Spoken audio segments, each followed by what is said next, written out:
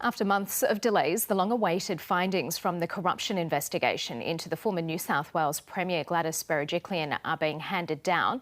The report comes more than 2.5 years after Ms Berejiklian attended the ICAC hearings, where she confirmed she was in a secret relationship with the disgraced former Wagga Wagga MP Daryl Maguire. He was the subject of the initial corruption probe, but Gladys Berejiklian's inclusion saw her abruptly resign from the state's top job in October 2021. She has always maintained she did nothing wrong. These are live pictures from New South Wales Parliament, where the report will be handed over, and we will bring you details of the findings here on ABC News as we get them, and we'll have reaction and political analysis right across the day. The findings cover both the corruption probes into Mr Maguire and Ms Berejiklian. Our New South Wales political reporter Ashley Raper has been covering the story from the beginning. She's with us in the studio this morning as we await the details of the report. I know you only have a short time with us because you have to get away and read through what's probably going to be quite a lengthy report. Yes, it is going to be a very long report because, as you said, Karina, it deals with both the former Premier Gladys Berejiklian and looking at whether the question is whether she breached the public trust through a conflict of interest between her duties as an elected MP, as the Premier and Treasurer, and her conflict with her private relationship with Daryl Maguire. But also in the findings, we will have the former Wagga Wagga MP, Daryl Maguire, who was the initial subject of the investigation. So it's going to be a very lengthy report. There has been phone taps, there's been private interviews, and it's all going to come into this report. So it is going to be vast. We're just looking at those pictures where we're waiting. So this morning what will happen is, and what we're waiting for, is that the ICAC an ICAC official will come to Parliament. My sources tell me they're already in the building going through security, and then they'll go into, and the shots that you're seeing now is the doorway into the Speaker's dining room, and he's the Speaker of the lower house. It's Greg Piper. He's the independent MP, and he will receive the report from the ICAC official. And we'll see how big it is. So we'll have to watch on the screen to see how big this report is. They'll hand it over to the Speaker. He will sign it to say that the Parliament has accepted the report. And then we expect that at that time, the ICAC will make it public. They'll publish it on social media, through their Twitter account, on their website, and send out emails to the media. And also then, just procedurally, the report also has to be tabled in Parliament, but we expect to have the report released publicly before it is tabled. So we just saw some pictures there of Gladys Berejiklian as well, leaving her house this morning. Do we know where she will be when she receives this report?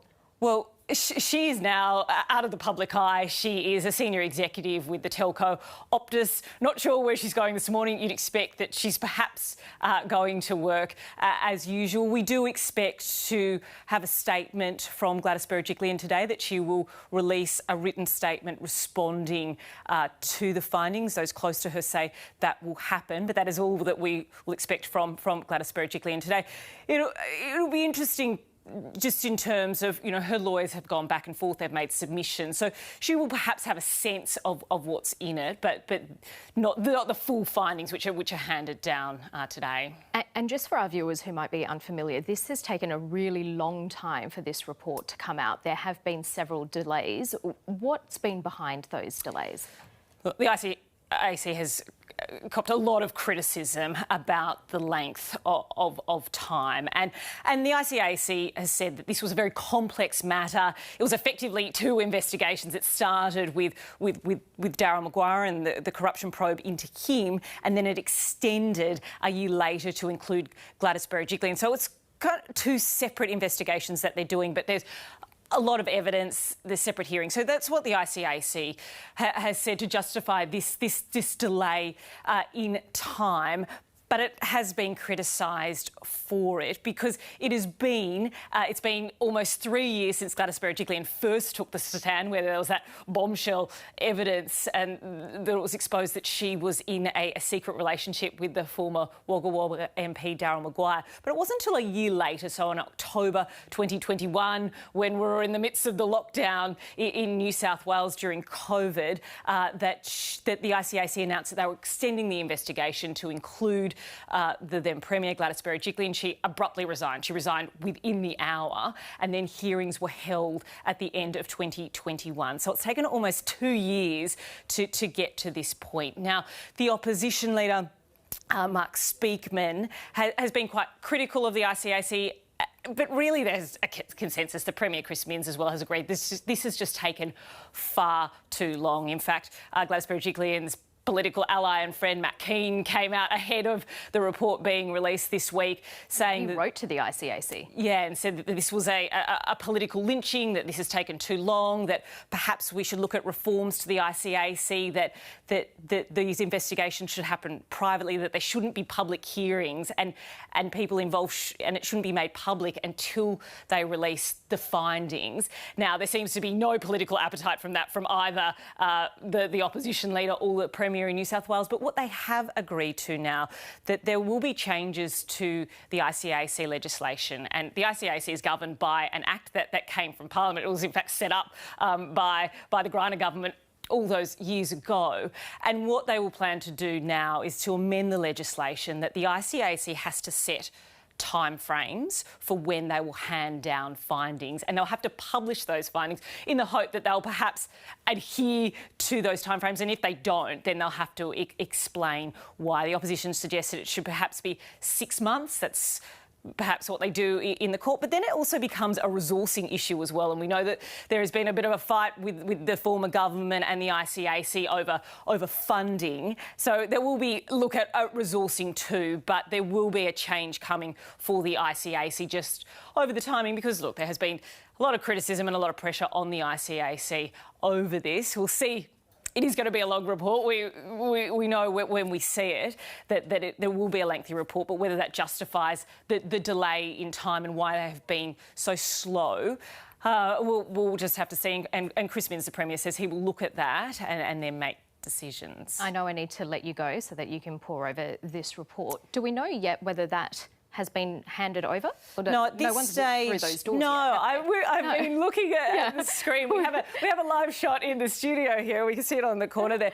And it appears nobody has come through the door just yet. So it isn't in the hands of the Parliament. Now, where the cameras are is actually in the dining room. So we're not sure that perhaps the ICAC official has gone into the Speaker's office to have a conversation beforehand, before it's handed over, and then they'll come over for the cameras. But at this stage, we cannot see that it is actually in the possession of the Parliament. You talked about those two critical months of October 2020 and October 2021. So October 2020, when Gladys Berejiklian first fronted this ICAC hearing and admitted to being in this close personal relationship with Daryl Maguire, that was just sent ripples through the whole of New South Wales and the country. State, stunned everyone. And then a year later, when she resigned, she remained, though, throughout that period, incredibly popular. Yeah, she was a very prominent and popular politician in New South Wales, and a lot of that had to do with COVID. We saw not just Gladys Berejiklian, but premiers across the nation. They rose to prominence during COVID, and I think people felt a connection to their leaders in terms of they saw them at daily press conferences and talking about COVID rules, and people had an affinity, or some people had an affinity with Gladys Berejiklian, and also as well there was very much a narrative in October 2020 when there was that bombshell revelation that she was in a relationship with Daryl Maguire. Those in the Premier's office then went on this media blitz afterwards in an attempt really to save her political career. Yes, she wasn't the subject of the corruption probe at that stage, but there were serious questions over Daryl Maguire. He'd been in ICAC previously. He was disgraced. He had to resign as the Wagga Wagga MP. And she had continued that relationship after he was forced to resign from Parliament after revelations came out in the ICAC in a separate investigation. So this relationship went on for 5 years and she didn't tell anybody. But there was a plan hatched within her office to go on this blitz. She spoke to a gossip columnist. She went on commercial radio. And it really started this narrative that Gladys Berejiklian was naive, inexperienced and really done over by a dud man. And it worked to some extent with members of the public. She garnered a lot of sympathy. And I think especially there was this camaraderie with women thinking, oh, we've all dated a dud man. And so it was quite successful, that political strategy at that point to try and save her politically. And it did. And then she grew. Then with the COVID in the following year, and we were in lockdown, and the decisions were made. So she was a very prominent premier, and she was sort of at the height of her prominence when she was resigned. And she took a swipe at the ICAC when she resigned. I was actually there when she did resign, and just said that she had no choice to resign, but that it was she referred to the fact that it was quite problematic timing, seeing that so many, still in the Delta lockdown. Yeah, there were millions of people still in lockdown. So yes, it'll be interesting to see what these findings say about Gladys Berejiklian. We'll let you go so that you can pore over that report, Ashley, and we'll speak to you again soon. So until the ICAC came calling, Ms Berejiklian was riding high in the polls and had a reputation as a stickler for the rules. Sarah Geraghty takes the look back at how the corruption watchdog came to set its sights on her. In 2019, Gladys Berejiklian made history as the first woman elected to lead the state. Someone with a long surname and a woman can be the Premier of New South Wales. At the time, she was hiding a secret. She'd been in a relationship with Wagga Wagga MP Daryl Maguire for years. Even her closest confidants were kept in the dark, but the ICAC was listening. William tells me we've done our deal. So hopefully that's about half of all that gone now. That's good. I don't need to know about that bit. No, you don't. While the corruption watchdog originally had only Mr Maguire in its sights, it soon began quietly looking at whether the pair's undisclosed relationship had influenced Gladys Berejiklian's decisions. In 2016, as Treasurer, she oversaw money set aside for the Australian Clay Target Association, which was based in Mr Maguire's electorate. $5.5 million was announced the following year. Then as Premier, she promised $20 million for Wagga Wagga's Riverina Conservatorium of Music, something Mr Maguire had been lobbying for. In October 2020, the relationship was laid bare in Ms Berejiklian's explosive first public appearance in the ICAC witness box. I'm a very private person and I didn't feel the relationship had sufficient substance for it to be made public. Despite the revelations, she survived no confidence motions in Parliament and held on to her job. But a year later, she resigned in a bombshell announcement after the ICAC revealed it was officially investigating her for a breach of public trust. A number of Gladys Berejiklian's colleagues told the corruption watchdog she should have disclosed the relationship so it could be managed. But the former Premier insisted she always acted in the best interest of the state. Even when asked if she had her time over, would she disclose the relationship, she said no. History will demonstrate that I've always executed my duties, again, with the highest level of integrity for the benefit of the people of New South Wales, who I have had the privilege to serve. But it's the ICAC's findings that deliver the latest chapter. Sarah Geraghty, ABC News, Sydney. Well, with me now in the studio is Jeffrey Watson. He's the Director of the Centre for Public Integrity and has served as counsel assisting the New South Wales Independent Commission Against Corruption. Jeffrey Watson, thank you so much for being here, and I think you're going to stay with us for some time as we find out the details about this report into Gladys Berejiklian and, of course, Daryl Maguire. Why do you think it's taken so long for the ICAC to produce its findings? Golly, I've got a few theories about that, but I prefer not to say them. But one thing I would ask ICAC to do is to have a look at the outcry about the delay here. And I think that they should issue some sort of public statement explaining the delay and also a statement of intention about how they're going to fix that, how they're going to prevent it from occurring again, and how they're going to move forward. There's an entirely new team at ICAC, headed by John Hatzistergos. So they're in a position to start again, wipe this one aside. It's an aberration. And what about the seriousness of the accusations levelled against Gladys Berejiklian, or what the ICAC is looking at in terms of that breach of public trust? Well, let's face it, everybody's talking about Ms Berejiklian, but it's not about that. It's actually principally about Mr Maguire, and the fact is that it's going to be necessary some time to focus on that rather than Ms Berejiklian, but I can see something's happening. We believe this is the Speaker's dining room where the report will be handed over and then released publicly. So this is the formalities that are taking place. We were expecting this to happen about 15 minutes ago, so there's been a slight delay here as well. We can listen in. From the ICAC, we're here this morning to present our investigation report into the matter called Operation Keppel. The report today makes serious corrupt conduct findings against two individuals, the former member for Wagga Wagga, the former Premier. Here is our report. Thank you. Right. Thank you. As with all of our reports, this particular one's in 2 volumes. If you turn to Chapter 1, you'll see a summary of the findings.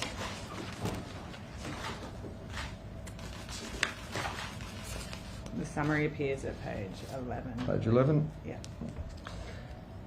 Well, thank you for furnishing a very substantial report, of course, and been anticipated by many for a long time. So, look, we thank you. We understand from what you've told us that there are findings of corrupt conduct against 2 individuals who are associated with this Parliament. And there's a series of recommendations in there. I just want to acknowledge that a number of recommendations are for the presiding officers, for Mr Franklin and myself, and for the Parliament as a whole. So we undertake to look at that and take that very seriously.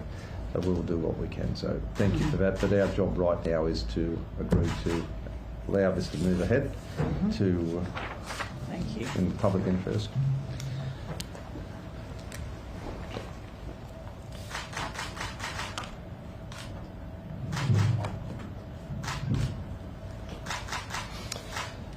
So, thank you, Mr. President. Thank you. I leave those with the clerk and they'll be furnished to you, and you can take it that you now have the authority to publish. Thank you. Thank you. Thank you for all your work on this. Thank you. Thank you, Mr. Speaker. Thank you. Mr. President, thank you. Okay. All right. Thank you. So there we have it. That ICAC report has been handed over to the Speaker, Greg Piper, and to the Liberals, Ben Franklin, and permission has been granted for the findings to be published. Now, let's bring back in Jeffrey Watson. Jeffrey, formalities are done. We're now going to see the findings. Sure. It's a pretty daunting report. I saw how thick it was. I'm not surprised because it's been a long time coming, but it's a lot thicker than some of the reports that I used to see when I used to be council assisting at ICAC. They were much more readable, if you know what I mean. But anyway, we'll have a look at it. There'll be a summary up front. So there were serious corrupt findings against both Gladys Berejiklian and Darryl Maguire in that report. That's the headline that we're getting, but we don't know the actual details. But that's enough to go on to know that that is very serious. Sure. Look, I'm going to have a good look at the report before I say anything. Anyway. Yeah, because I think this is something that Gladys Berejiklian and her legal team had been preparing for, there was obviously this question about whether she breached the public trust. So what's the process from here if there are serious corrupt findings made against someone? Well, look, I don't know what's in this report, so I'm just going to talk generally if it's okay. Yes, absolutely. The process is this. There are factual findings made. They can be scathing at times, but they may not amount to much more than just adverse findings of fact. There's a second step, which is that the Commission can then go on to make a statutory declaration, in effect, to the effect that a person has committed statutory corrupt conduct. Now, that's something with which a person can be burdened for life. And I'm going to assure you right now, ICAC does that rarely, it does it sparingly, and it takes it very seriously. It only does it in serious cases. Now, that's one step, but the next step, and I guess the final one, is this. ICAC also has the power, the authority, to identify particular issues and refer those on to the Director of Public Prosecutions to see whether or not a criminal prosecution should follow. Now, whether any of these things are in the report or not, I'd rather wait until I've read it with mine own eyes rather than just go off things which have been said. OK, well, Jeffrey Watson, we will leave it there with you for now. We know you're going to come back and speak to us, and we'll give you a chance to take a look through that report and get your thoughts together. Thank you. Thank you. Well, our reporter Ariana Levy joins me now from Parliament House in Sydney. Ariana, what's happening where you are? Good morning, Karina. Well, this morning there's been quite a heavy media presence all out the front of State Parliament, and as you can probably see behind me, it's still currently undergoing reconstruction, but there is quite a few police out the front as well. I've spoken to a number of constituents here on the ground, and the reaction has been mixed. I spoke to them ahead of those findings being handed down, with those serious report findings that were made just moments ago. Essentially, what we understand, and you have to remember that back in 2021, when the former Premier Gladys Berejiklian resigned, she was considered, at the height of the COVID-19 pandemic here in New South Wales, a fairly popular Premier. Many looked to her during the mornings when she had to deliver those press conferences with updates on COVID-19 numbers, as well as updates on what was really happening with COVID-19 restrictions as well. So many do recognise her, know her. So when I was speaking to many constituents that were here on the ground, there's been a bit of a mixed reaction. Some believe she shouldn't have even been investigated in the first place. Others who say they dislike the grounds of the ICAC even having to investigate her. Take a listen to what some of them had to say. I'm very much anti-corruption, and I think that if there's an inquiry, there's probably something up. So yeah, that's my thought. Brother, it's like a personal matter. She'll deal with it. I think she was a person who's passionate about the work she was doing, passionate for the people of New South Wales. So, Ari, we can confirm that the New South Wales Independent Commission Against Corruption has handed down its findings into Gladys Berejiklian and the former Wagga Wagga MP Darryl Maguire. It has made findings of corrupt conduct against the two individuals. The report was delivered to Parliament at 9 o'clock this morning, so some 20 minutes ago, and that's almost 2 years after Ms Berejiklian resigned from the state's top job. This report, of course, has been a long time coming. Ari, what's the reaction been? Yeah, that's exactly right, Karina, and it's certainly been an investigation that's been nearly 3 years in the making altogether, with that original intent and subject of that investigation being the former Wagga Wagga MP Darryl Maguire, which then was expanded to also include the former Premier Gladys Berejiklian. We've heard many reactions in the lead up to the ICAC handing down the report, as we just heard, which, as you could probably see from what we saw, that finding in that report is quite huge, so I imagine many will be having to sift through it with a fine comb today. But certainly we've heard from several key members of the state's Liberal Party who have spoken in the lead up to that report getting handed down. They say that this particular report has taken far too long to come to its findings, including hearing from the state's opposition leader Mark Speakman, who's asked and requested that next time the ICAC should be investigating, there should actually be a timeline put in place, and that the ICAC should be following that timeline, which should be made public as well. It seems to be a partisan issue that many from both sides have suggested that should in fact be the case. We've actually heard from the independent member for Sydney, Alex Greenwich, who spoke earlier this morning, and he pretty much echoed the same thing. This has been a long wait for the Parliament, the people of New South Wales, the former Premier, and I think people want to see the detail. There will obviously be a lot in this report, so there will be a lot to consume, for the Parliament to consider in terms of any recommendations. But I think this day is long overdue. Yes, and certainly exactly what Mr Greenwich just said. There is a lot of finding. There's going to be a lot in this report. Certainly a huge day here in New South Wales, Karina. Ariana Levy with the latest there from Parliament in Sydney. Well, recapping the breaking news, the New South Wales Independent Commission Against Corruption has handed down its findings into the former Premier Gladys Berejiklian and former Wagga Wagga Liberal MP Daryl Maguire. It's made findings of corrupt conduct against them both. Let's take a look back at the life and career of Ms Berejiklian.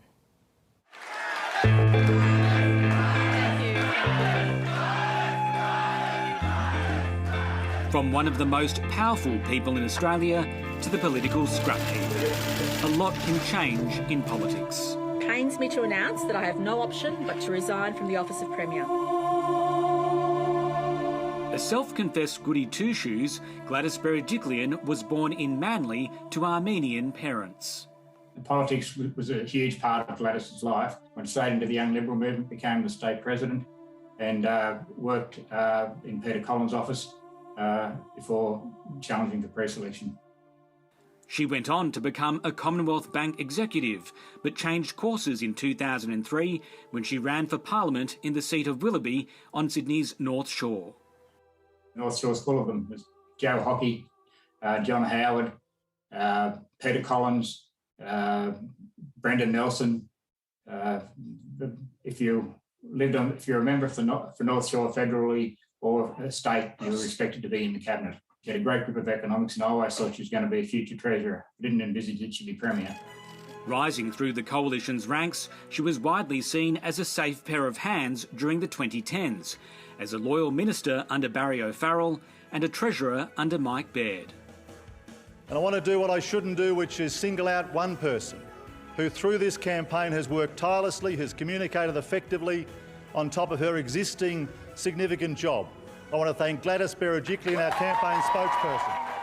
When Mike Baird retired in 2017, she took over as his anointed successor unopposed, becoming the state's second woman premier and leading the coalition in a come-from-behind victory in the 2019 election. I am most proud a state in which someone with a long surname and a woman can be the Premier of New South Wales. She staked her government on the economy, pouring billions of dollars into roads and rail. Everybody of goodwill wanted Gladys to be a success. She's a hard worker, she was Minister for Transport, she was Treasurer, so she's done the hard roads. In the eyes of the public, Gladys Berejiklian could do no wrong, but she faced internal dissent and a tense relationship with the coalition partner, the Nationals. Here came the shock revelations in the ICAC of a secret relationship with Daryl Maguire. So did you actively limit the amount of information that you knew about Daryl Maguire's business dealings? I've already made that very clear, and absolutely not. The scandal raised serious questions about her political judgment, but she survived. She fended off a vote of no confidence in the Parliament, and publicly she laughed off concerns. Don't you find that secret sex is always the best sex? Oh, God, it didn't take long. I love you know it. what? I get it. But you know what, really, what it made me aware of was, if you told me a year ago this had happened to me, I would never have believed anybody. So I feel like I'm kind of watching a movie. Unedifying departures are a common theme in New South Wales politics on both sides. That as the Premier of this state, the public and the opposition and every member of this place deserves to know that their Premier at all times has upheld... You haven't done that. Leader of the opposition? Leader of the opposition? Apart from the deadly Ruby Princess outbreak, Gladys Berejiklian won praise for her handling of the pandemic. New South Wales is the gold standard. New South Wales is the gold standard. So I don't spend too much time worrying about New South Wales. The New South Wales government's testing and tracing capabilities, they're gold standard not just in this country but anywhere around the world. Some question whether the Premier should have locked down earlier.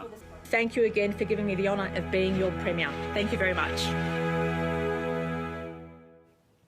We are standing by to take you live to Sydney, where the New South Wales Premier Chris Minns is due to speak.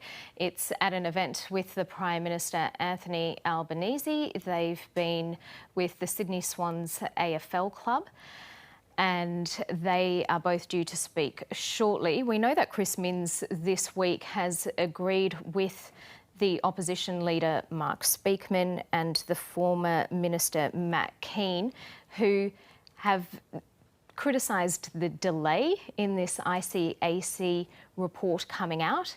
We know that this morning this lengthy, chunky report has been handed over to the President of the Upper House, Ben Franklin, and the House Speaker, the Lower House Speaker, Greg Piper. So ICAC authorities handed it over to them, and that it is now being published.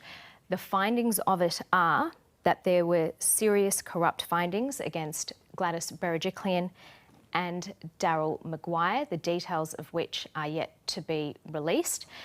We will come back to that announcement once Chris Minns and Anthony Albanese begin speaking. So the New South Wales corruption watchdog has made those findings of corrupt conduct by both former Premier Gladys Berejiklian and Wagga Wagga MP Daryl Maguire. Let's take a look at some of the key moments and evidence from the ICAC hearings. Ms Berejiklian gave bombshell evidence at the inquiry, admitting she had been in that close personal relationship with Daryl Maguire. At least as at the 13th of July 2018, you were in a close personal relationship with Mr Maguire. Correct. Is it right to say that you were in a close personal relationship with Mr Maguire from at least about the time of the 2015 election? Or slightly after, thereabouts. I'm a very private person and I didn't feel the relationship had sufficient substance for it to be made public. What did you mean by him always being your numero uno? I think I think what I would have meant that there is that in my personal life I placed importance on how I felt about him. Well, obviously a few months ago when I was asked to support this inquiry, it became apparent to me that I should have absolutely no contact anymore with that individual, and I ceased all contact. I'm human and I stuffed up in my personal life. I will call it a personal nightmare. I assumed he was doing the right thing. I had my trust in him, and obviously I know now that that trust was misplaced. Hands down, this has been one of the most difficult days of my life. Over the course of subsequent hearings, Ms Berejiklian was quizzed on what that phrase meant. Throughout her evidence, she repeatedly insisted the relationship was not of sufficient status to warrant declaration to the public. I regarded him as part of my love circle. You regarded Mr Maguire as part of your family, correct? I had very strong feelings for him, yes. Was the answer to my question yes? No, I did not regard him as a member of my family. It was demonstrative of the deep emotional attachment you had to him, was it not, Ms Berejiklian? Oh, absolutely, but I had no assurance it was reciprocated or that it was going to lead anywhere. You were able to have your time again. Would you disclose your close personal relationship with Mr Maguire to your ministerial colleagues or any of them? I didn't feel it was of sufficient standard or sufficient significance in order to do that. Does that mean the answer to my question is no? I would not have. You loved her? Yes. So far as you could ascertain, she loved you as well? Yes. You contemplated marriage? Yes. With her? Yes. There was discussion about potentially having a child? Yes. Well, let's take a look at what the inquiry heard in relation to those multi-million-dollar grants for projects in Daryl Maguire's electorate, including the Australian Clay Target Association and the Riverina Conservatorium of Music. Yeah. We ticked off your conservatorium the other day, so that's a done deal now. Yeah, but that's the building and 10 million, not the rest of it, not the next Oh my stage. God, heaven help us, seriously. But it's 2 stages. In 2017, the two were discussing the conservatorium project when Ms Berejiklian said she couldn't stand a specific bureaucrat who was mentioned during the conversation. His head will be gone soon. Not until he fixes my conservatorium. He's the only one okay. to come to do it. All right, good. Tell him to fix it, and then after he fixes it, I'm sacking him. One of the influences, one of the factors as to why you decided not to sack that individual immediately was that Mr Maguire wanted him to fix his conservatorium. Do you agree? I can't say that was the main reason. So it's possible that that was at least one reason. It could be one of the reasons, yes. A recorded phone conversation from 2017 also revealed Mr Maguire telling Ms Berejiklian he stood to make enough money to pay off substantial debts through a land deal he referred to as the Badgerys Creek stuff. Days later, when he told her the deal was done, she said she didn't need to know. And it looks like we finally got the Badgerys Creek stuff done. That's good. I'll be glad when that's done because I'll make enough money to pay off my debts, which would be good. Can you believe it? Inward sale. I can't believe it. And the good news is that we've done our deal. So hopefully that's about half of all that gone now. That's good. I don't need to know about that bit. No, you don't. OK, well, let's take a look at the moment when the New South Wales corruption watchdog handed over their findings. The report today makes serious corrupt conduct findings against 2 individuals, the former member for Wagga Wagga, the former Premier. Here is our report. Thank you. Right. Thank you. As with all of our reports, this particular one's in 2 volumes. If you turn to Chapter 1, you'll see a summary of the findings.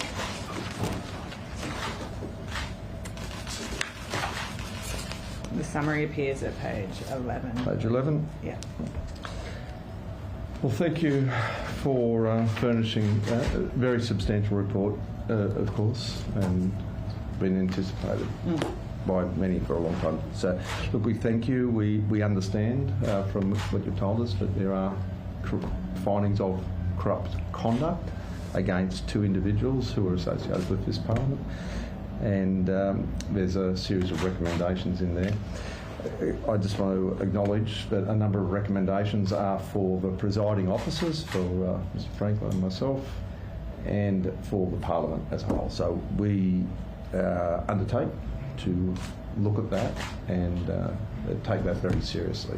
So we'll do what we can. So thank you for that. But our job right now is to agree to allow this to move ahead to Thank you. in the public interest.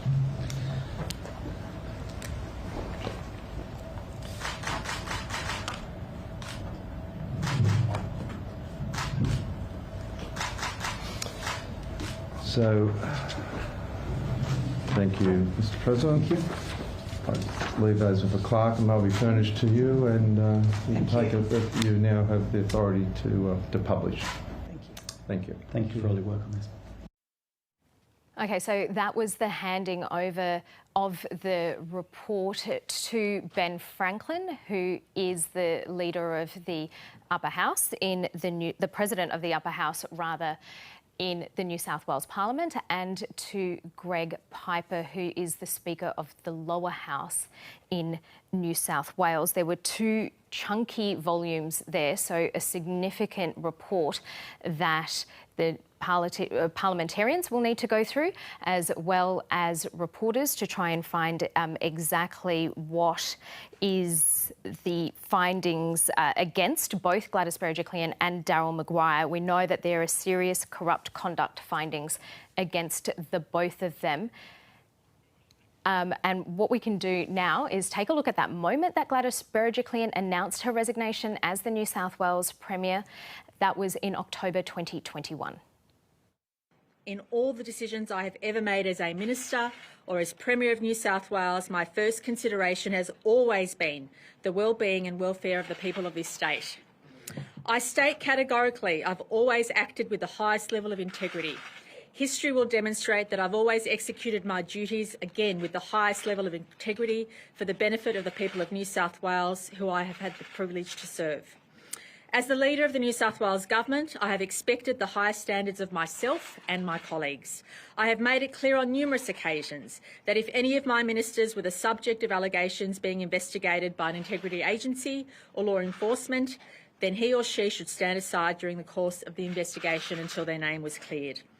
The reason for my stance was not to have made any presumptions as to their conduct, but rather to maintain the integrity of the public office which that person has held whilst an investigation was completed. That same standard must always apply to me also as the Premier.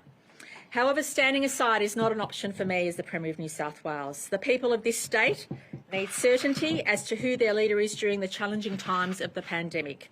I cannot predict how long it will take the ICAC to complete this investigation, let alone deliver a report in circumstances where I was first called to give evidence at a public hearing nearly 12 months ago. Therefore, it pains me to announce that I have no option but to resign from the office of Premier. So that was the moment in October 2021 when Gladys Berejiklian found out that she was being investigated by the ICAC and she resigned as the Premier of New South Wales. Let's bring in the host of RM Breakfast, Patricia Karvelis, who's in the studio with me now. Patricia, what has the ICAC found? This is actually quite extraordinary. So this is in relation to Daryl Maguire and the former Premier of New South Wales, Gladys Berejiklian. A huge day, can I say, in New South Wales politics of serious corrupt conduct, which is an incredible finding. Specifically, 18 recommendations. And this is the one in relation to Gladys Berejiklian, which I think is quite key. It's found that Gladys Berejiklian should have notified it, ICAC this is, of her suspicions about Daryl Maguire. It's found that Berejiklian engaged in serious corrupt conduct by failing to notify the ICAC of her suspicion that Maguire had engaged in activities which concerned or might have concerned corrupt conduct. It says that at the time, Ms Berejiklian failed to report her suspicions to the Commission. She was the Premier of the state. The report notes that Ms Berejiklian must have known that she was not entitled to refuse to exercise her official functions for her own private benefit or for the benefit of Mr Maguire. To do so to conceal conduct she suspected concerned or might have concerned corrupt conduct on the part of Mr Maguire, another member of the Parliament, both to protect herself and him from the Commission exercising its investigative powers, was grave misconduct. Now, it's interesting to note that the ICAC has asked prosecutors whether any prosecution should be commenced against Daryl Maguire. They're seeking advice in relation to that, but it says it does not want the DPP to consider prosecuting Gladys Berejiklian, though. Now, let's just get a sense of just how extraordinary this is. She was the New South Wales Premier, as you've noted this morning, an incredibly popular Premier. Even after these revelations, she remained very popular. This has dragged on, though, this process, and there are a lot of soul-searching and reform in relation to why these processes have dragged on. She now, of course, has left the Parliament. She works in the private sector for Optus, but this is going to be a devastating day for her, clearly for Daryl Maguire as well, but also I think for the coalition side of politics. She was a very popular Premier. They have felt aggrieved about this process for some time, but there's no skirting around this, Karina. Serious corrupt conduct is a pretty serious allegation for this ICAC to be delivering, and so I think this goes pretty far and will have huge ramifications, I think, as we grapple with this judgment. Yeah, as you were going through those details, the ICAC found that Gladys Berejiklian had a conflict of interest which could have potentially influenced the performance of her public duty. And some of the findings relate to the grants given to the Australian Clay Target Association and the Riverina Conservatorium of Music between 2016 and 2018, which were projects that were in the electorate of Daryl Maguire. And that's where the investigation, the ICAC investigation began. Gladys Berejiklian appeared at a hearing in October 2020, and that's when we learnt of this close personal relationship between the two of them. And it was quite a bombshell revelation. Huge. We didn't know about it. People were floored. It was, I remember the day that it just dropped, and it was absolutely staggering. Now, the ICAC says she's breached public trust. And essentially, if we, to the heart of this, basically she should have, according to the ICAC, raised concerns about Daryl Maguire earlier. That's essentially the finding here. Now, we heard the phone records, of course, during this spectacularly playing out, the conversations between her and Daryl Maguire. So we know a lot of this because of the public hearings, which have also been criticised of the ICAC. It's why we know so much. But today, obviously, is a pretty key day in the timeline of us knowing exactly what happens next. And there is a process to go forward, to be clear, in terms of what the DPP does and how this proceeds in terms of criminal charges for Daryl Maguire going forward. And interestingly, when Gladys Berejiklian appeared at the ICAC and she was asked whether if she had her time over she would disclose to her colleagues this close personal relationship that she had with Daryl Maguire, she said she wouldn't because it wasn't of sufficient status. Was that an error? Well, I think it's quite obvious that the ICAC has come to a different view, that the status of the relationship as she tried to paint it is not aligned with their view of the status of this relationship. There were inconsistencies in the way that she framed the relationship and indeed the way that the relationship appeared when you heard those conversations and that the kind of very close personal relationship. I mean, it's pretty a standard process to report conflicts of interest, and given they had a romantic relationship, it's an obvious conflict of interest. But it was an incredibly embarrassing affair for her privately, and then that publicly played out. But let's just be clear, at the time, after all this happened, she did try to paint the whole thing as bad personal judgment. You know, there was this narrative, Karina, I remember that, which is everyone's had a bad boyfriend. I was personally troubled by that because while, yes, of course, lots of bad boyfriends, bad girlfriends, whatever you might like to do with your life, but this wasn't about that. This was about disclosing conflict of interest when it comes to public funds and the way that people who are elected into high public office execute their duties. And so the conflation of those things as if it was just some sort of gratuitous reporting on this relationship, I don't think it was. It was about the fact that she was the Premier of New South Wales. She was able to make big decisions about where public money went, and that clearly this person should have attracted suspicion from her that she reported to the ICAC. OK, Patricia, always good to get your analysis. Thanks for being here. Well, let's take a look back at the political career of the former New South Wales Premier. For a time, she was invincible. Someone with a long surname and a woman can be the Premier of New South Wales. Years after a 21-year-old Gladys Berejiklian dressed as Superwoman, she became a real-life hero for her party, leading them to an historic third term in office and becoming the first woman to be elected Premier in New South Wales. How good is Gladys Berejiklian? She'd taken over the top job 2 years earlier after Mike Baird's shock resignation. It was a huge moment for the daughter of Armenian parents who'd moved to Australia in the 1960s. When I started school, I couldn't speak English.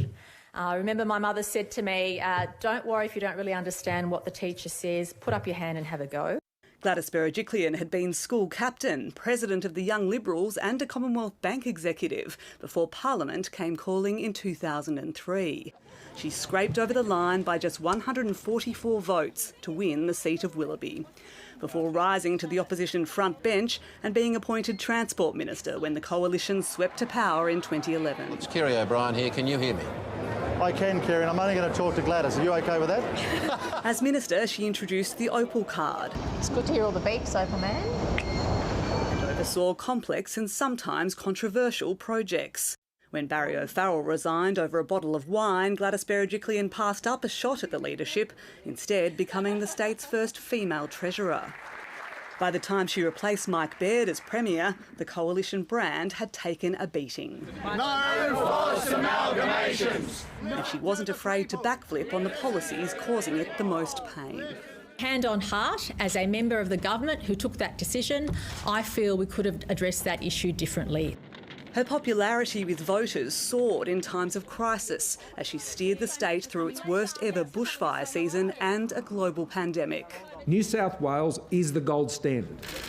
Then came what the intensely private Premier described as her own personal nightmare. A corruption inquiry exposed her 5-year secret relationship with disgraced MP Daryl Maguire. I'm human and I stuffed up in my personal life. The scandal would have quickly ended the career of many other politicians, but opinion polls showed voters bought the Premier's lament that she was only human. John has phoned in. John, good morning to you. You're talking with the Premier. Gladys, that opinion, you got our 110% support.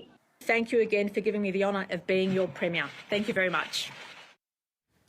Well, let's recap the top story. The New South Wales Independent Commission Against Corruption has found former Premier Gladys Berejiklian engaged in serious corrupt conduct in relation to government grants without disclosing her relationship with then Wagga Wagga MP Daryl Maguire. The report has been delivered to Parliament almost 2 years after Ms Berejiklian resigned from the state's top job. The ICAC found Ms Berejiklian had a conflict of interest which could have potentially influenced the performance of her public duty. New South Wales political reporter Ashley Raper is with me in the studio again. Ash, take us through the findings now that you've had a little bit of time to look over it. Karina, there has been a serious corrupt conduct finding handed down for the former Premier Gladys Berejiklian, and that is in relation looking at two specific projects in Wagga Wagga. And we'll take a step back because this was a question that the ICAC was investigating around whether there was a conflict and whether the Premier breached the public trust because of a conflict between her public duties as an elected MP, she was the Treasurer and the Premier, and that versus her private relationship with the former Wagga Wagga MP, Daryl Maguire. Now, it is found that, yes, that there was a conflict. She didn't disclose the relationship. It was a secret relationship and it went on for 3 years while she was the Treasurer and the Premier while Mr Maguire was still in Parliament.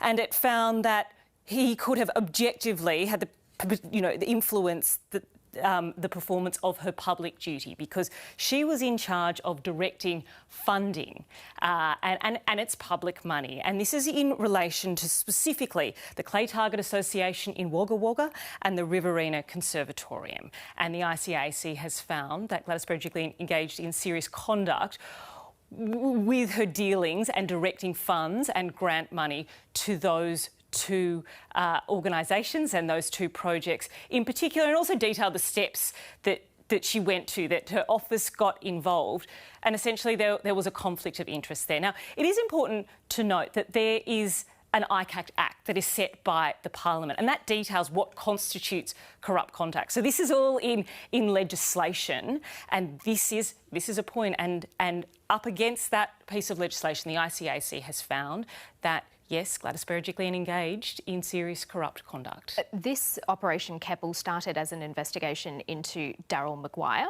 and whether he was acting corruptly, and its findings today relate to him as well.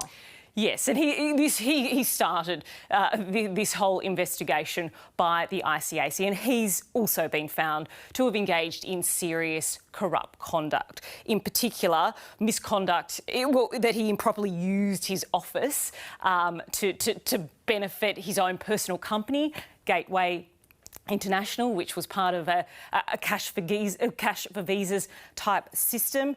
It also was an intermediary between Chinese developers and people within New South Wales. So it's found that he acted and used his public office he really monetised his position and misused in office. Now, the ICAC have gone a step further with Daryl Maguire and said that the DPP should look at laying criminal charges, which would be misconduct in public office. Now, that's just a recommendation that then goes to the DPP and they will decide what to do with it. Now, that recommendation hasn't happened for Gladys Berejiklian. The ICAC has handed down the serious corrupt finding, but as far as the ICAC goes with that's where that ends. They haven't recommended anything further.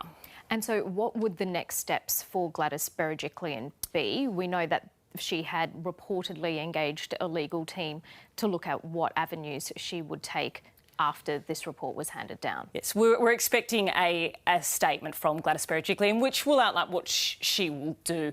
There's perhaps whispers she can appeal this this decision, whether she chooses to do that. There has been private conversations with those close to her in Parliament that she was concerned about a corrupt finding, because there is a lesser adverse findings that could have been in this case, but there has been a corrupt finding in this, that she breached the public trust, and also that she turned a blind eye and should have been suspicious enough about Daryl Maguire's activity that she should have reported to the ICAC, which is also outlined in this act that is a parliamentary act, it is in legislation, and that she failed to do that, and the ICAC has found that as well. So you were talking earlier about the two projects in the Wagga Wagga electorate, the Clay Target Association and the Conservatorium of Music, that there was grant money allocated to, and that's where this finding against Gladys Berejiklian comes in.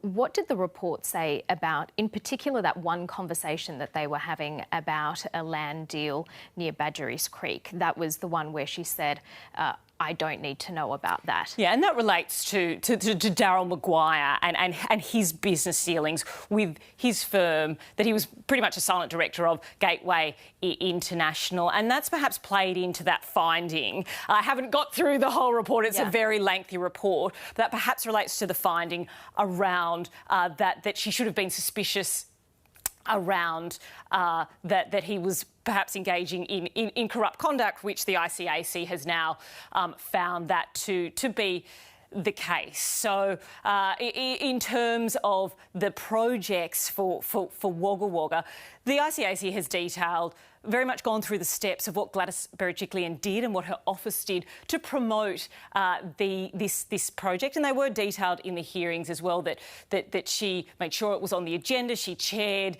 the committee which would allocate funding. She made sure that she got it on. So it's not just the decision making; it's the steps that also led up to that, which they found that there was a conflict, and they said could objectively have the potential to influence her performance of her public duty.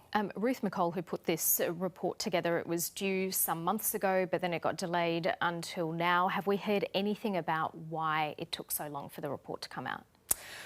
Look, ahead of this, there has been much criticism of the ICAC, and they have given reasons that it is very complex. And what we can see, there are volumes in this report. There were phone taps, and it has been a complex investigation. Whether the politicians will be satisfied, because it is an act in Parliament, but the government has already said that they are looking to change the ICAC Act to set timeframes to stop these lengthy delays in the future.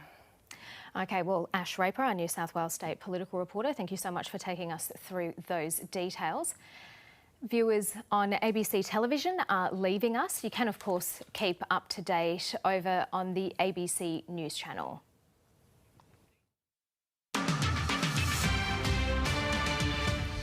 Here are the top stories on ABC News. The New South Wales Independent Commission Against Corruption has found former New South Wales Premier Gladys Berejiklian and former Liberal MP Daryl Maguire engaged in serious corrupt conduct while in office.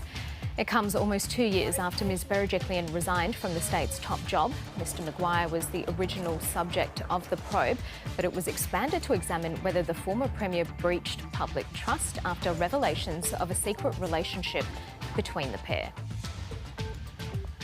A $700 million buyback program for residents affected by the deadly Northern Rivers floods has seen only 12 settlements finalised over the last 8 months, or just 1% of claims. The Resilient Homes program was announced by the federal and New South Wales governments in October, with around 15% of affected residents accepting offers. The US Coast Guard says presumed human remains have been recovered from the wreckage of the submersible that imploded while on a voyage to the wreck of the Titanic. Shattered fragments have been brought ashore in Canada and are expected to shed more light on the cause of the implosion that killed all 5 passengers on board. And Steve Smith has steered Australia to a strong position heading into day 2 of the second Ashes cricket test against England at Lords. After being sent into bat, the Australians finished the day on 5 for 339, with Smith unbeaten on 85. The New South Wales ICAC has found former New South Wales Premier Gladys Berejiklian and her former boyfriend, Liberal MP Daryl Maguire, engaged in serious corrupt conduct while in office. More than 2 years ago, Gladys Berejiklian was called to the witness stand, and her bombshell evidence would begin a political controversy that would eventually see her resign. She admitted she had a close personal relationship with the former Wagga Wagga MP. The corruption watchdog found this secret relationship was a conflict of interest and she should have disclosed it. It found their relationship may have influenced the performance of her public duty relating to grants for the Australian Clay Target Association and the Riverina Conservatorium of Music. This is the moment the report was handed down. The report today makes serious corrupt conduct findings against two individuals, the former member for Wagga Wagga, the former Premier. Here is our report. Thank you. Right. Thank you. As with all of our reports, this particular one's in 2 volumes. If you turn to Chapter 1, you'll see a summary of the findings.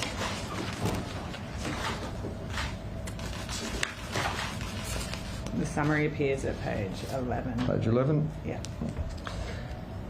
Well, thank you for furnishing a very substantial report, of course, and been anticipated by many for a long time. So, look, we thank you. We understand from what you've told us that there are findings of corrupt conduct against 2 individuals who are associated with this parliament, and there's a series of recommendations in there.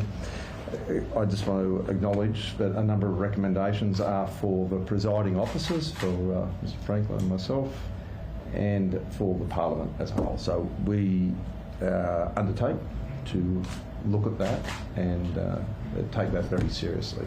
So we will do what we can. So thank you for that. But our job right now is to agree to allow this to move ahead to thank you. In the public interest.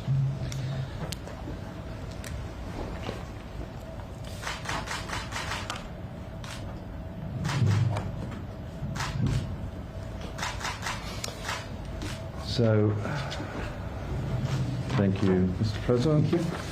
I leave those with the clerk and they'll be furnished to you, and you can take it that you now have the authority to publish. Thank you. Thank you. So that was the moment just over an hour ago when that report was handed from the Independent Commission Against Corruption to the Speaker of the New South Wales Lower House, Greg Piper, and the President of the Upper House, Ben Franklin. With me in the studio is Jeffrey Watson. He's the Director of the Centre for Public Integrity and has served as counsel assisting the New South Wales Independent Commission Against Corruption. Jeffrey Watson, thank you for joining us again. Firstly, your reaction to these findings? A little bit surprised. They're very strong findings. The factual findings are really very strongly worded, Karina, highly adverse, obviously mainly against Daryl Maguire. That came as no surprise to me. It seemed as the evidence emerged that, frankly, he had been seriously corrupt. I'm more surprised that ICAC went so far in respect of Gladys Berejiklian. On the other hand, from my reading of the report, there are really very careful factual findings based upon more than just merely Ms Berejiklian's evidence, which justify the findings which have been made amounting to serious corrupt conduct. And I can tell you, I have been there when this has been debated, and ICAC does not do this unless the case is clear and the conduct is seriously bad. Why was the inquiry broadened in the first place, Operation Keppel, to include Gladys Berejiklian?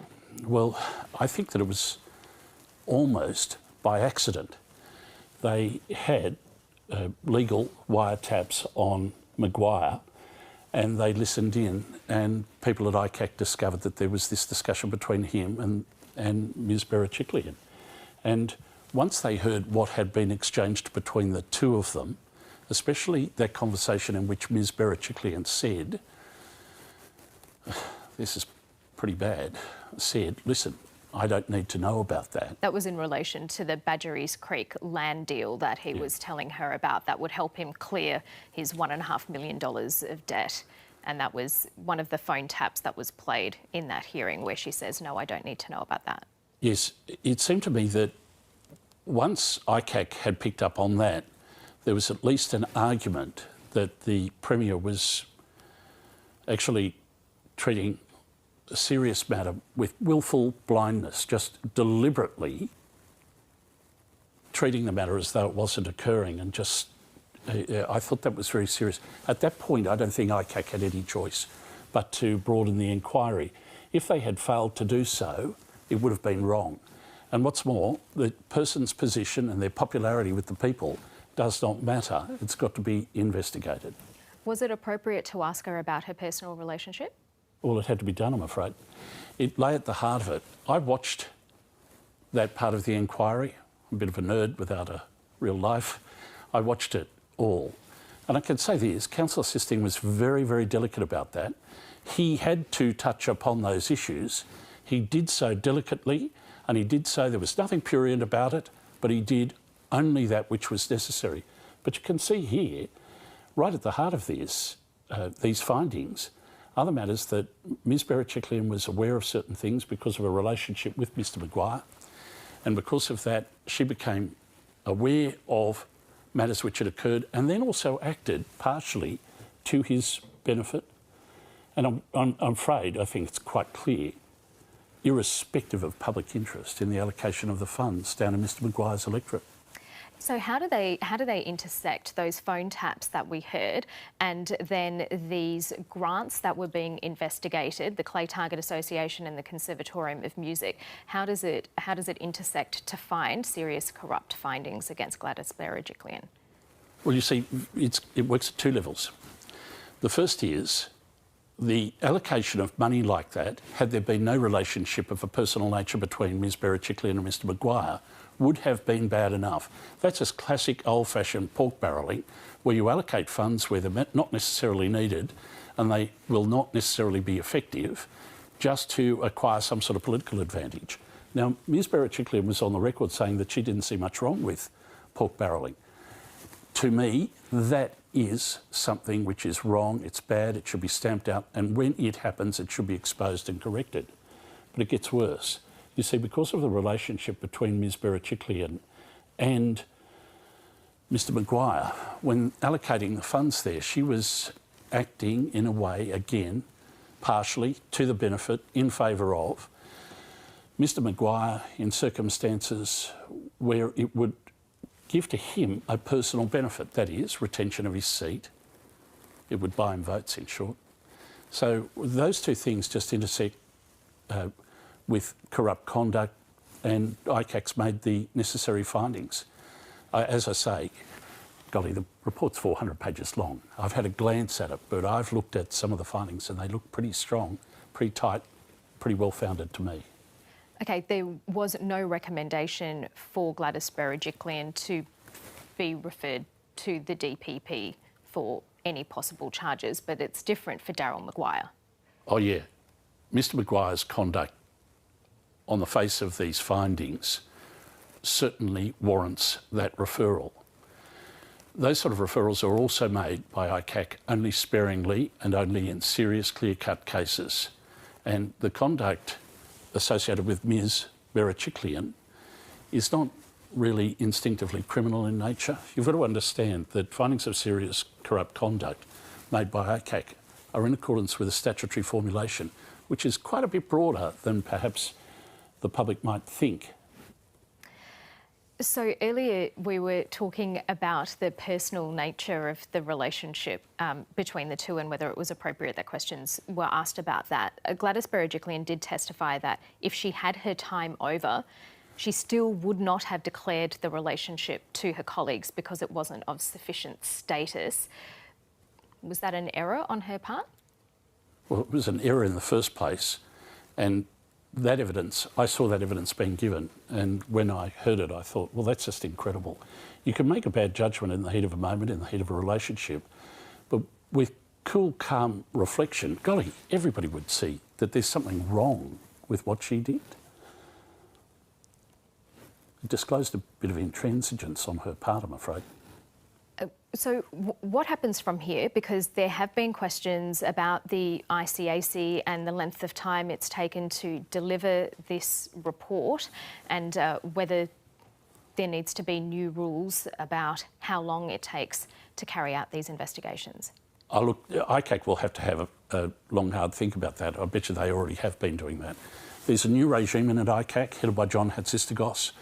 Now, I think that you'll find that they will bring in a new approach and put an emphasis upon speedy resolution of matters. That's very important, not just for the public. It's important for the public, but not just for the public.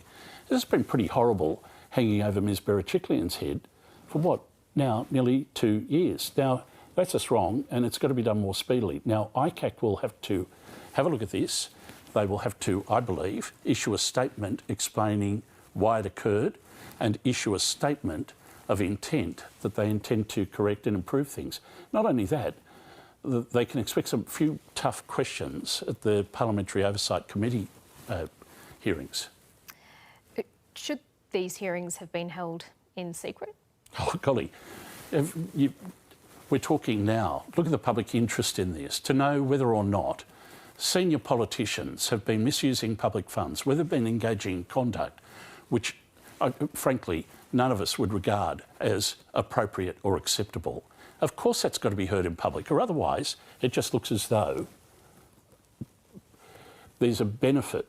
The more powerful you are, the more popular you are, that your misdeeds are kept secret. No, public hearings are the key to fighting corruption. Because that was one of the questions at the time when Gladys Berejiklian appeared before the ICAC, and then when she found out that she was in fact going to be investigated a year later and then she resigned, that if that hearing had been held in private, she might have been able to continue on as New South Wales Premier until at some point it became public. Well, see, that's part of the problem, isn't it? I mean, if you think about it, Ms Berejiklian... In hindsight, the people calling for that maybe were wrong? Well, they're wrong, but I'll tell you who wasn't wrong was Ms Berejiklian resigned within an hour of the public announcement of the opening of this aspect of the inquiry. She knew more about it at that stage than the people at ICAC did, and certainly more about it than the public did, and she thought it wanted her resignation. Look, in hindsight, her move to do that, which was itself an act of some degree of integrity, strangely enough, but her act in resigning swiftly like that was the appropriate thing to do. It turns out to be right, and this matter should have been heard and determined in public. That's the way of these inquiries. Can you talk to us about what an appeal against an ICAC finding would look like? What's the process? It's not really an appeal. What it is an application for judicial review, and that only occurs, or alterations are only made in very rare circumstances. In fact, I cannot bring to mind many, if any, instances where it has occurred. The point about that is that this is not a judicial decision. This is an administrative decision by ICAC. It doesn't follow that ordinary judicial appeal path, and the grounds upon which challenges can be made, and this has been the law for a few hundred years now, are very limited. Okay, so as it is, Gladys Berejiklian still goes about her daily business, and there is this ICAC serious corrupt conduct finding against her. Sure, but you know, there are plenty of people who live fulfilling lives in our community who have things like that in their past, and even much worse things in their past. They get on with their life, and so shall she. I would have thought she's pretty highly employable, frankly, given her experience and the like. Well, I think we can take you live to Sydney now, where the New South Wales Premier Chris Minns is speaking about the ICAC findings.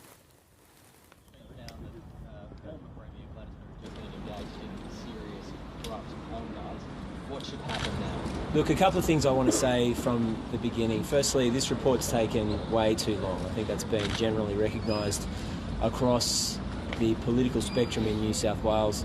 The second point here is that nothing in this report takes away, I don't think, from Premier Berejiklian's handling of the COVID emergency, which I still regard as being excellent.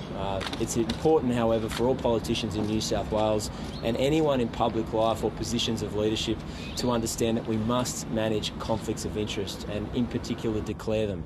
That has been a fundamental principle since the foundation of the New South Wales Parliament. It remains the case today, and my government takes that warning incredibly seriously. The last point I'd make is we will, of course, work with parties across the political spectrum about ensuring that if there are appropriate and reasonable steps to strengthen the ICAC in New South Wales, consistent with its operations in the state, as well as fairness to witnesses and potential subjects of that inquiry, we're open to looking at that and we won't close the door on it. You say the report's taken too long, but no charges have been recommended. What's your reaction to this? Does the length of the report justify this? Yeah, look, I need to stress that obviously the report's only been handed down moments ago and I haven't had an opportunity to study it in depth.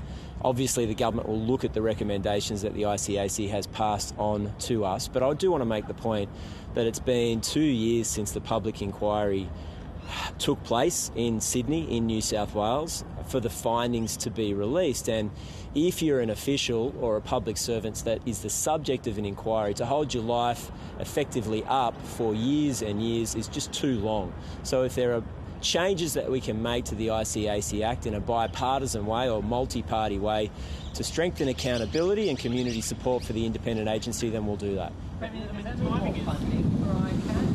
We've already committed to independent funding for the ICAC, which is a key ask of previous ICAC commissioners. The reason for that is that there's always going to be a pressure in terms of what the ICAC can investigate from day to day, because there are obviously a discretion from ICAC investigators as to what they focus on. This prevents future governments, including this government, from effectively starving the organisation from doing its vital role, which is making sure that corruption doesn't take place in New South Wales. The timing is one thing, but just to come back to the earlier question, I mean, Gladys Berejiklian could be rightly aggrieved, right, that she's been described as corrupt publicly in a massive public finding, but yet we're not going to press charges. Yeah. Something like the ICAC have to stand up a case in an actual court of law if they're going to make allegations of that nature. Well, there are appeal mechanisms for people who are the subject of an ICAC adverse finding, and I'm not going to make a comment about whether the individuals who've been mentioned make a decision to do that or not. I mean, that's been the case since the ICAC was established in the late 1980s, early 1990s. So, like any judicial or independent investigating body, it's up to them to make recommendations. If they're making recommendations to the New South Wales government, we'll investigate it. I'm at a little bit of a disadvantage because the report's just been handed down and I haven't had an opportunity to study it too closely. Is this a stain against the Liberal Party? Look, I wouldn't make that point. I mean, I've always been very acutely aware that there's been bad apples inside the Labor Party, and I've been a supporter of the ICAC precisely because it investigates us as much as our political opponents. Now, if there are things that we need to do in New South Wales to ensure that we've got public confidence in the ICAC, we'll do them. However, I think ICAC being in existence in this state stops corruption before it begins, because many public officials who are considering a life of corruption or illegal or, I guess, unethical behaviour are concerned about the cop on the beat. That doesn't mean that an organisation like the ICAC or any organisation in the state is immune from reform. And if there's sensible suggestions that have been put forward, we'll look at them. And just in light of, what's happened, do you take the same view as she did, that anyone who is being investigated by ICAC should step down or resign from that role while the investigation is taking place? Yeah, I think that's a really important question. I think that it's important that there's not an automatic resignation or a suspension from public life while the inquiry is taking place. Now, there may be circumstances where it's absolutely appropriate because the evidence is overwhelming, but it shouldn't happen in an automatic way, because people have got a right to have an investigation and the final findings submitted to the public and the Parliament before their political life has stopped or ended. I want to make the point that when former Premier Berejiklian made her resignation, we didn't call for it, and I didn't demand that she step down at the time. And I think there's got to be a discussion in New South Wales about the ICAC being in existence, undertaking the role that it's legislated to do, while at the same time allowing the work of government to continue. The evidence will always come to light. That's going to be the situation in New South Wales with the ICAC, but that doesn't mean that the work of government needs to stop. I'm sorry, I have to go because Parliament's sitting and we're about to have a vote. I understand. Thank you. So that's the New South Wales Premier Chris Minns responding to those serious corrupt conduct findings against the former Premier Gladys Berejiklian.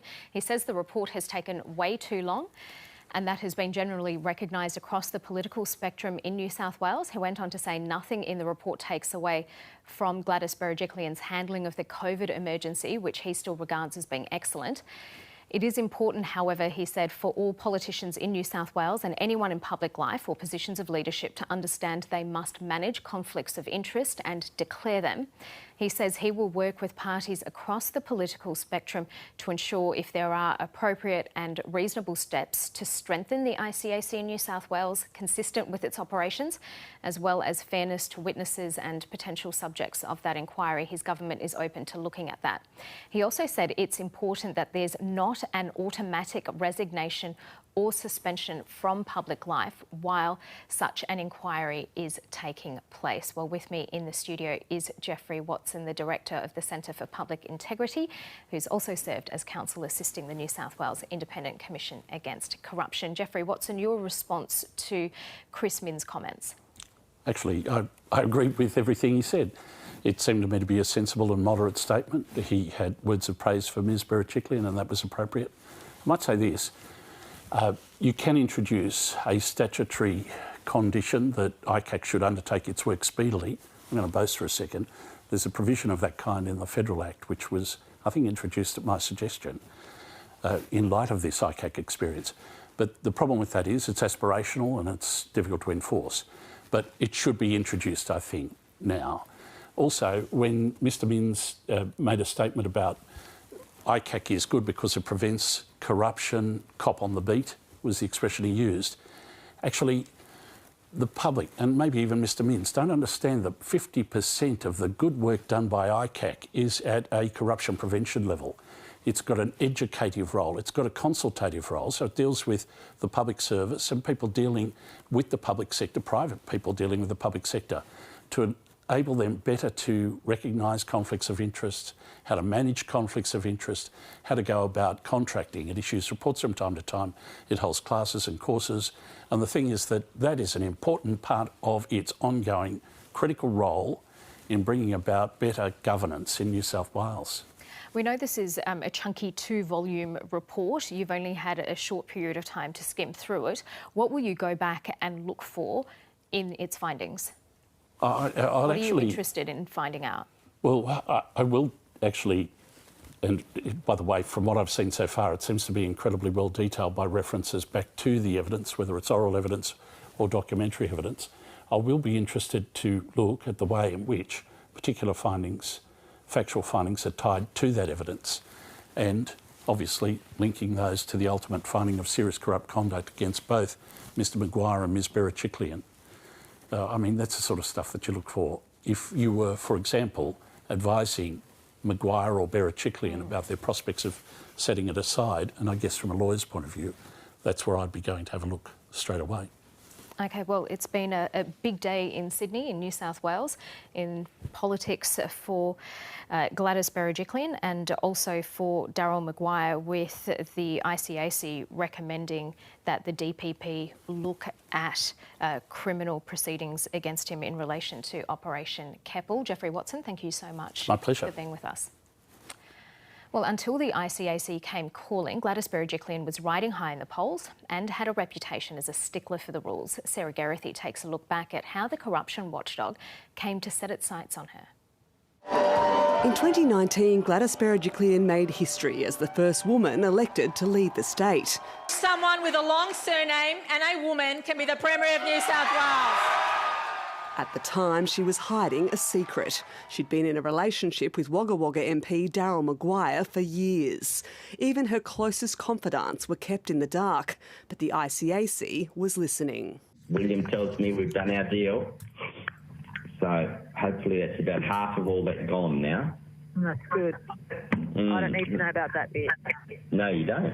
While the corruption watchdog originally had only Mr Maguire in its sights, it soon began quietly looking at whether the pair's undisclosed relationship had influenced Gladys Berejiklian's decisions. In 2016, as Treasurer, she oversaw money set aside for the Australian Clay Target Association, which was based in Mr Maguire's electorate. $5.5 million was announced the following year. Then, as Premier, she promised $20 million for Wagga Wagga's Riverina Conservatorium of Music, something Mr Maguire had been lobbying for.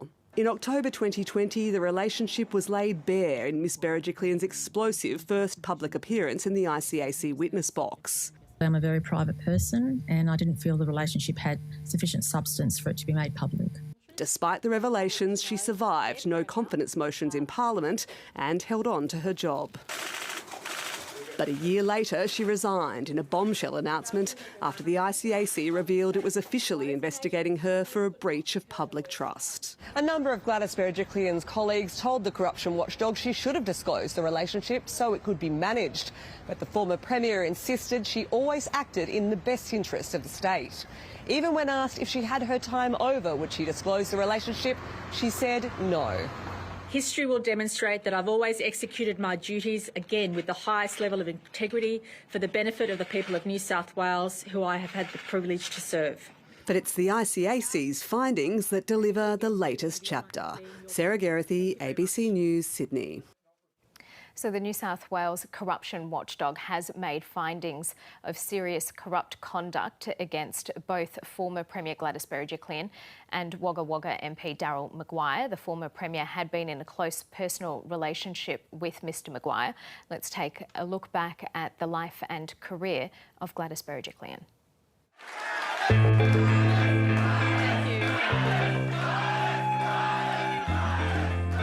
From one of the most powerful people in Australia to the political scrap heap. A lot can change in politics. It pains me to announce that I have no option but to resign from the office of Premier. A self-confessed goody two-shoes, Gladys Berejiklian was born in Manly to Armenian parents. Politics was a huge part of Gladys's life. Went straight into the Young Liberal movement, became the state president and worked in Peter Collins' office before challenging for pre-selection. She went on to become a Commonwealth Bank executive, but changed courses in 2003 when she ran for Parliament in the seat of Willoughby on Sydney's North Shore. North Shore's full of them. There's Joe Hockey, John Howard, Peter Collins, Brendan Nelson. If you're a member for North Shore federally or state, you were expected to be in the cabinet. She had a great grip of economics and I always thought she was going to be a future treasurer. I didn't envisage that she'd be Premier. Rising through the coalition's ranks, she was widely seen as a safe pair of hands during the 2010s, as a loyal minister under Barry O'Farrell and a treasurer under Mike Baird. And I want to do what I shouldn't do, which is single out one person who through this campaign has worked tirelessly, has communicated effectively on top of her existing significant job. I want to thank Gladys Berejiklian, our campaign spokesperson. When Mike Baird retired in 2017, she took over as his anointed successor unopposed, becoming the state's second woman premier and leading the coalition in a come-from-behind victory in the 2019 election. I am most proud a state in which someone with a long surname and a woman can be the Premier of New South Wales. She staked her government on the economy, pouring billions of dollars into roads and rail. Everybody of goodwill wanted Gladys to be a success. She's a hard worker, she was Minister for Transport, she was Treasurer, so she's done the hard roads. In the eyes of the public, Gladys Berejiklian could do no wrong, but she faced internal dissent and a tense relationship with the coalition partner, the Nationals. Last year came the shock revelations in the ICAC of a secret relationship with Daryl Maguire. So did you actively limit the amount of information that you knew about Daryl Maguire's business dealings? I've already made that very clear, and absolutely not. The scandal raised serious questions about her political judgment, but she survived. She fended off a vote of no confidence in the Parliament, and publicly she laughed off concerns. Don't you find that secret sex is always the best sex? Oh, God, it didn't take long. I love you know it. what? I get it. But you know what, really, what it made me aware of was, if you told me a year ago this had happened to me, I would never have believed anybody. So I feel like I'm kind of watching a movie. Unedifying departures are a common theme in New South Wales politics on both sides. That as the Premier of this state, the public and the opposition and every member of this place deserves to know that their Premier at all times has upheld You his... haven't done that. Leader of the opposition? Leader of the opposition? Apart from the deadly Ruby Princess outbreak, Gladys Berejiklian won praise for her handling of the pandemic. New South Wales is the gold standard. New South Wales is the gold standard. So I don't spend too much time worrying about New South Wales. The New South Wales government's testing and tracing capabilities, they're gold standard not just in this country but anywhere around the world. Some question whether the Premier should have locked down earlier. Thank you again for giving me the honour of being your Premier. Thank you very much.